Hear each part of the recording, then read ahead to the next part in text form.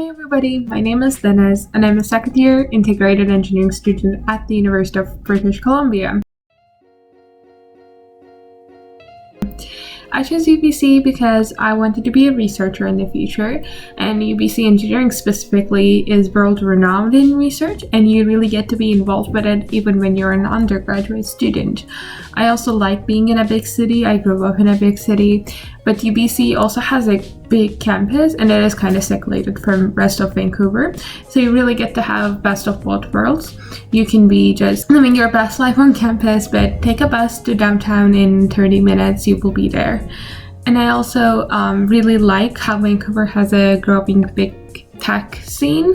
So if you're specifically majoring something like engineering or computer science, you really get to have a lot of opportunities through that. I really love how UBC gives you the opportunity to first explore different specializations, then you really get to choose and decide in your going into your second year, so in the summer of your first year. And integrated engineering really has a really small, close-knit community because there are about only 60 people a year in the program, so you really get to know everybody in your program and be friends with them.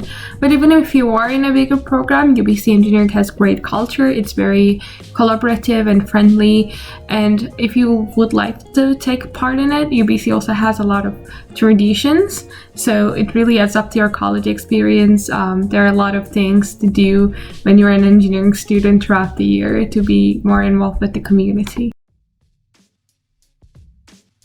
And as for workload, I actually think engineering is universally a hard degree to get, and UBC is no exception to that. You take 6 to 7 classes a semester, they're very fast paced, and usually your finals make up 50 to 60% of your course grade. And usually there's a requirement to pass the final to pass the course. So if you're someone who doesn't test well, you might struggle a bit, especially in your first and second year. Later on, classes focus more on problem solving and using your engineering skills than just doing problems and retaining information. So they get easier if you're a creative person, if you like problem solving and you think outside of the box. I will also say that I think if you have a good foundation of math and physics coming in, it's a huge plus. It helps a lot. I think UBC's culture of being very collaborative and friendly really helps when you're actually studying, because I believe studying for engineering classes is better when done in groups, and you get to really do that because you will know a lot of people in your degree through first year and also in your second year because you will be taking similar classes.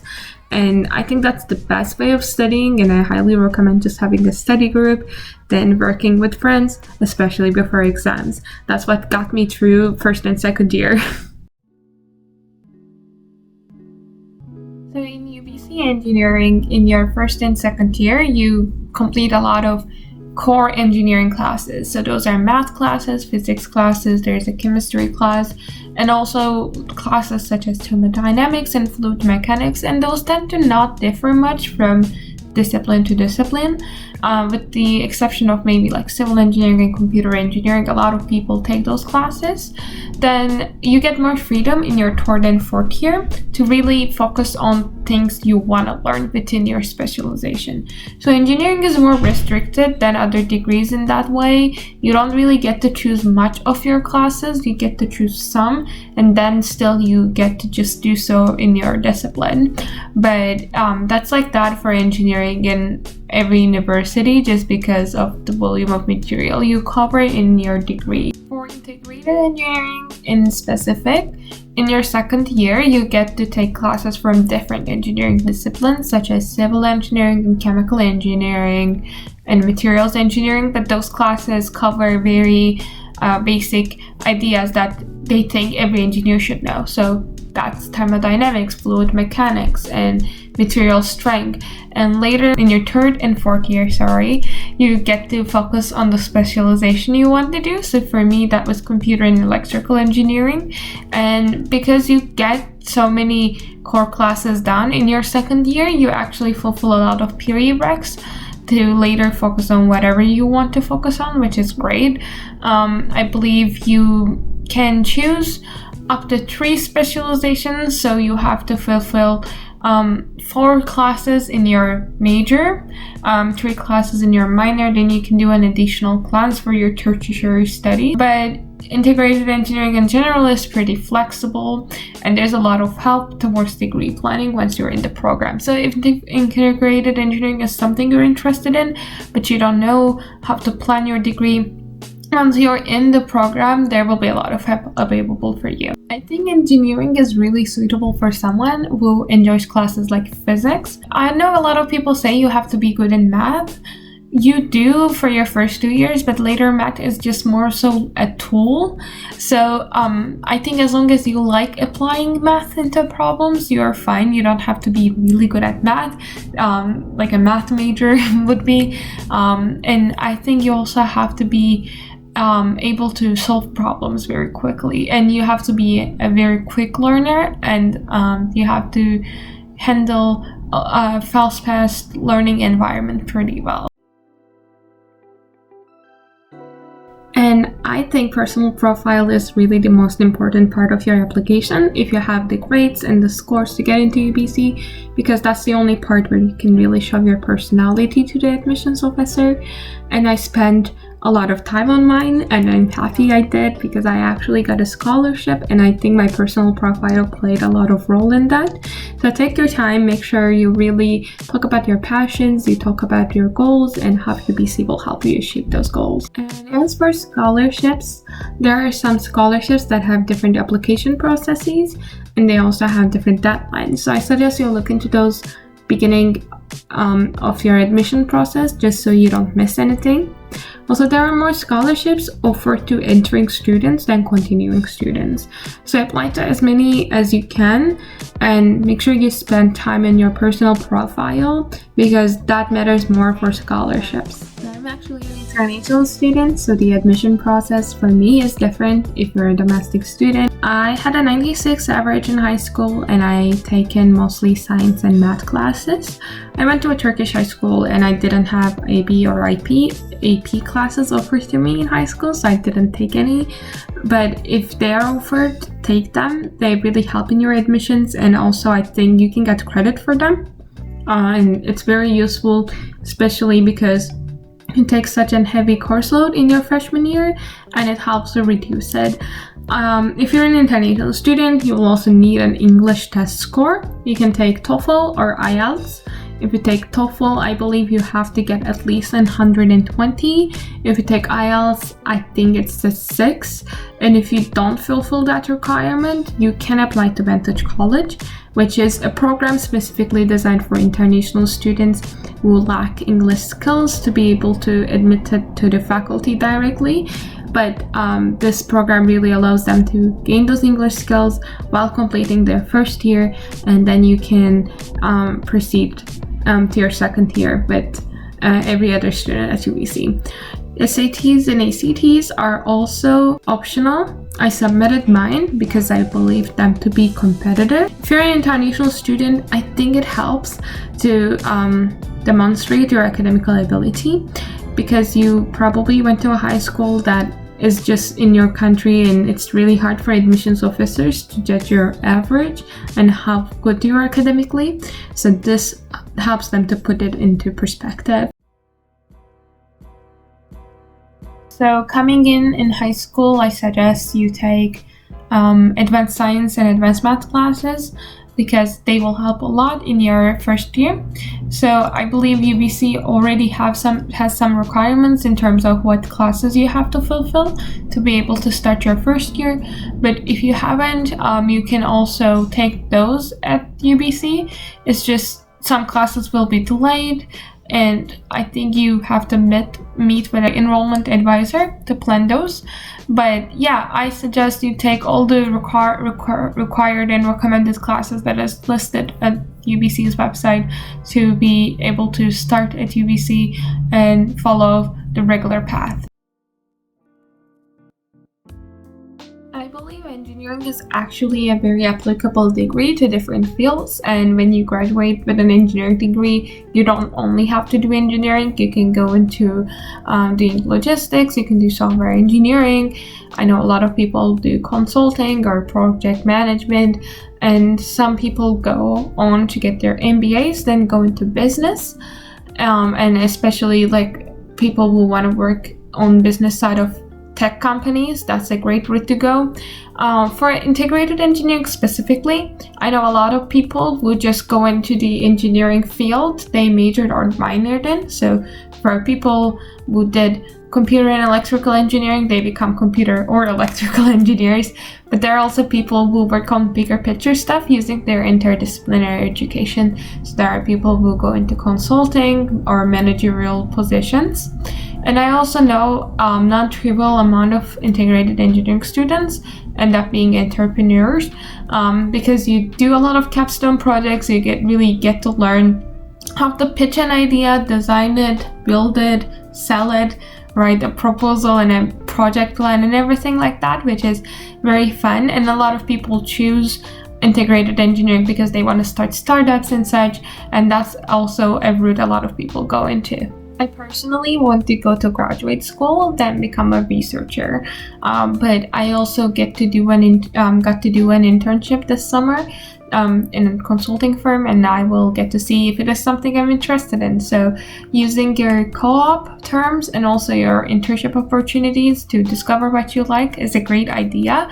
In UBC, you can do 16 months of co-op, so you get to work at a company for 16 months. You can either split it into terms and do different fields in different companies, or if you know what you want to do, you can do it at one place for 16 months, which is a great opportunity. I know friends who specifically want to be automobile engineers, and they got to do their 16 months at Tesla. This way you also get a lot of experience. By the time you graduate, you have almost a year and a half experience under your belt, which puts you ahead of a lot of people who graduate without experience.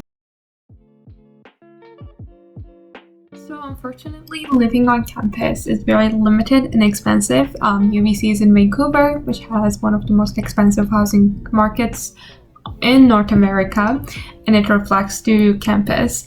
If you're a first year, you are guaranteed housing though. You will get to live in one of the 3 first year dormitories, and you will have to have a meal plan, which I think is great if you have the means to do so. Make sure you live on campus, because I think you get to really make more friends, and while you're adapting to university, you don't really have to worry about cooking your own food and such, which helps a lot, especially if you're in engineering.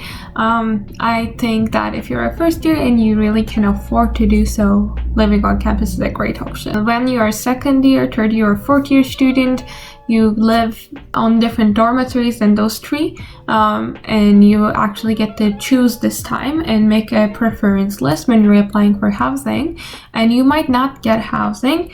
It is, I think, lottery system, so you might get, like, if you're lucky, you get placed into your first choice. If you're not lucky, you might not get anything at all. So I would suggest apply and make sure you rank your preferences according to what you can afford and what you want, because if you get placed into something you don't want to live in, and if you decline your offer, you cannot be considered for other choices. If you would like to live on campus but you didn't get housing through UBC, there are actually private housing and private apartments. They are mostly located in University Marketplace, I believe it's called. It's on campus, literally 5 minutes away, but there are apartments there. And also Westbrook Village, which is again on campus but a little bit farther away. So they tend to be a little bit more expensive from what I know. I never looked into those, but if it is something you're interested in, you should totally check it out. And if you are living in Vancouver and thinking of commuting to save money, or you cannot really afford to live on your own, or there are some other reasons, a lot of people do that. A lot of people commute to UBC, and there are resources to help students with commute, which is amazing. I think in your first year you get to have your own space on campus. Like, there are places for commuting students to gather, and like there are microwaves and fridges for your food, and you get to study there. It's meant to mimic the things you get in your dorm that you use in your day-to-day life on campus. If you want to live off campus, that's cheaper than living on campus in most cases, because you can room with a lot of people, and also you can live a little bit farther away from campus for a lot cheaper. Point Grey and Kitsilano are the two neighborhoods that are closest, but they're also the most expensive. If you're looking for off-campus housing, I highly recommend joining Facebook groups. You can get housing through people subletting or just graduating and looking for somebody to take over their lease. UBC is a huge school with a huge campus. There are a lot of parties, a lot of clubs, and Greek life and everything. So I think there's truly something for everybody. If you're interested in Greek life, it's relatively big on UBC, so there are a lot of, I think, fresh and sororities. If you are interested in some clubs, you can join those. For engineering specifically, a lot of students like to join design clubs, which are essentially engineering clubs where you get to design and build some products. I am in Formula UBC, where we get to design and build a Formula style race car. Then we take it to a competition in the US and race it amongst other universities' cars, which is great. There's UBC Rocket, there's UBC Sailboat, there's so many of them. Check them out, especially if you are in engineering. Those are great places to be in because you get a lot of hands-on experience. UBC has a really good balance of work and party, in my opinion. If you would love to party more, there's certainly places you can go. There's a nightclub on campus, and there's a pub on campus, and fest and sororities. But if you are more reserved and you just want to focus more on your academics, that's completely fine too. A lot of people do that. So that's what I love about UBC. You really get to choose the parts of culture you want to be involved in. Is very diverse. The student body is very big, so there are people from a lot of different minority groups, a lot of backgrounds, countries, and there are a lot of associations and organizations to support people from diverse backgrounds, which is great, and I think UBC really places importance on it. For engineering specifically, there is a committee called Equity, Inclusion, and Diversity in Engineering, which helps to support organizations within engineering that promote those values. So I'm part of Women in Engineering, and we're partially supported by that community, but there is also, I think, organizations for LGBTQ plus individuals within engineering, like Queers with Cheers, I believe it was called, and organizations for Indigenous students in engineering, so that's great, and they really work hard to support you.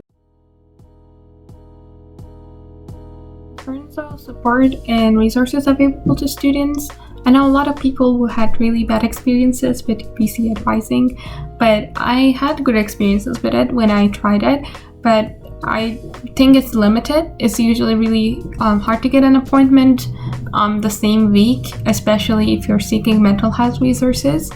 But UBC is trying to improve mental health services. They're not really working to improve other services such as like financial support and academical and career advising, which I think is one thing that most students complain about here, and I truly wish that they work on it more. That being said, there are people that are there to help. There are like there are student organizations, and there are just individuals who really care about you. So if you were to really need help, I think reaching out to the right people can get you the resources you need quicker than UBC would. First of all, please look through your tuition statement. There are a lot of things you can option out if you don't want to pay for them and if you're not going to use them. For example, you pay for an unlimited public transit card, which might be useless if you're living on campus, and you can option out of it. Just have to fill a form and explain you live on campus and you don't need it. Or insurance, if you are covered through your family, you don't have to pay for it. So things like that, make sure you take a good look at your financial statement. Secondly, I wish I knew that I could really take advantage of resources more if I reached out to correct people. So I needed a lot of help in my freshman year with my exam anxiety, and I just thought there's nothing to be done.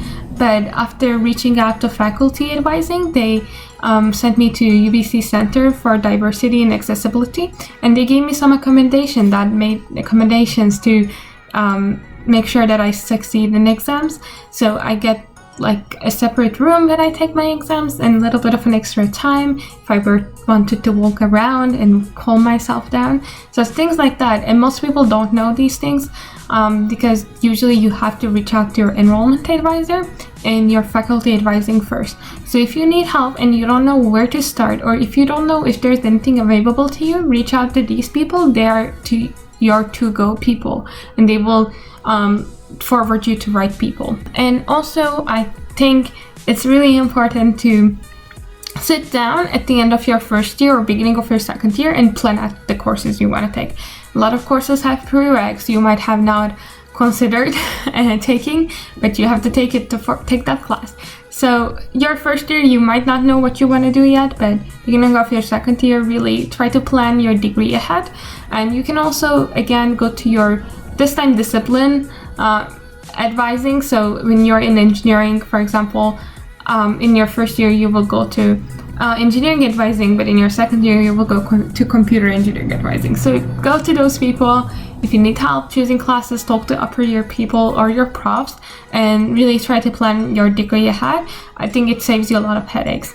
It's really sad to find out that you can't take the class you really wanted to take because you didn't take the prereq and it's only offered in second term or something like that. That's all I have, and hopefully this was helpful to you. Let me know if you have any questions. I will try to answer. I think I shared my Instagram handle, so you can just DM me there. And yeah, have a nice one.